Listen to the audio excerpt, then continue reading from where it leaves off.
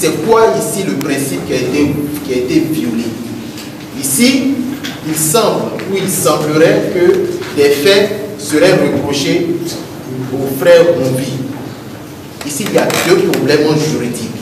Le premier problème juridique, c'est que le frère Mumbi se trouve dans un espace territorial qui n'est pas sous la puissance publique du Bénin.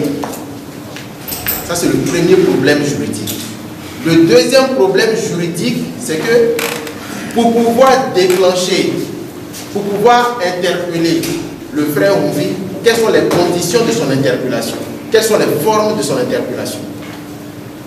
Dans ce dossier, il semble, en tout cas, le frère Mumbi n'a pas eu la possibilité de connaître l'identité de ses ravisseurs.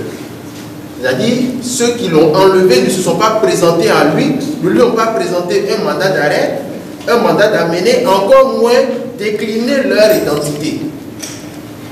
Donc, et ils ont opéré, encore que, même quand c'est fait sur le territoire national, des individus qui viennent vous interpeller, si ce sont des agents de la force publique, doivent décliner leur identité, doivent présenter leur carte de fonctionnaire de la police judiciaire et vous dire ce pourquoi ils veulent vous interpeller et le titre qui leur permet de vous interpeller. Ça, c'est même si on est sur le territoire national.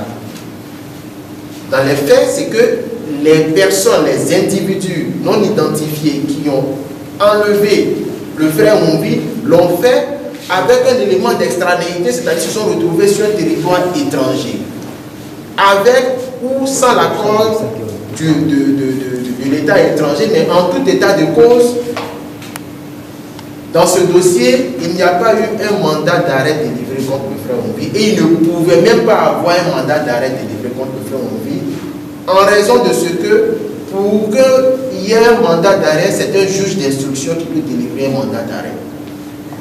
Ce n'est pas le cas dans ce dossier, aucun juge d'instruction n'a été saisi. Quand le juge d'instruction délivre un mandat d'arrêt international et que la personne se retrouve dans un pays étranger qu'elle est identifiée, le mandat d'arrêt est communiqué à Interpol.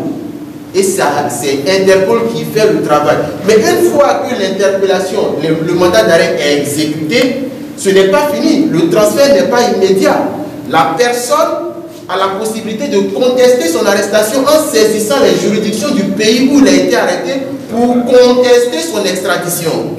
Donc, le débat sur la procédure d'extradition doit courir, doit se faire pour savoir si l'extradition on peut craindre pour le sort de la personne qui était arrêtée sur la base d'un mandat d'arrêt. C'est-à-dire si le pays qui demande son extradition a une justice indépendante. Je fais un parallèle. Je crois qu'on était en 2012 ou en 2013. Le président Patrice Talon a fait l'objet d'un mandat d'arrêt international, oui ou non? Oui. En France. Ce mandat d'arrêt a été sans-il exécuté. Il a été interpellé et il a été placé sous contrôle judiciaire et relâché à Paris. La justice française a pris en compte ce dossier. Les avocats du président Patrice Talon se sont rendus en France.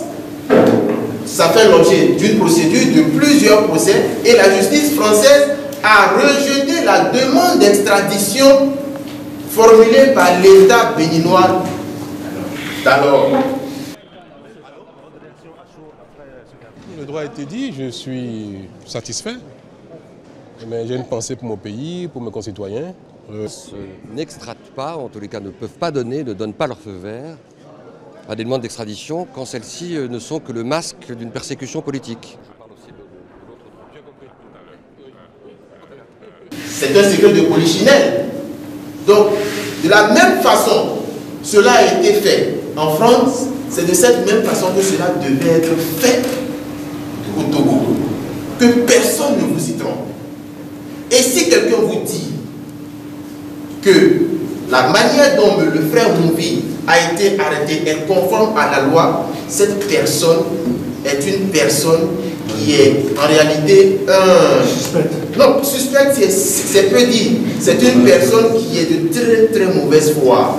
Si je veux utiliser, c'est même de l'euphémisme, de très très mauvaise foi. Mais lorsque un État utilise des personnes qui ne sont pas identifiables, qui n'ont pas de qualité, pour enlever sur un territoire étranger, sans aucun titre d'extradition, sans aucun titre d'arrestation, comment qualifie-t-on ce acte si ce n'est pas un rapproint d'enlèvement? Donc, le débat sur le terrain juridique, il est simple en fait. Il est simple. C'est pour cela que vous allez voir, dès qu'il a été arrêté, dès qu'il a été enlevé, il y a eu, comment on appelle ça, ils ont mis le peuple devant le fait accompli, en taxant le frère Mumbi de complice d'actes de cybercriminalité, en conflant les faits pour dire oui, il y a son téléphone, on a retrouvé des choses dans son téléphone. Donc, pour détourner l'attention de l'opinion sur le vrai sujet. On ne peut pas commettre une infraction pour réprimer une infraction. C'est ça le débat ici. Le principe ici, l'État béninois a commis une infraction criminelle pour pouvoir prétendre vouloir réparer une autre infraction, alors que le frère Mumbi, comme tout individu, bénéficie de ce qu'on appelle le principe d'innocence.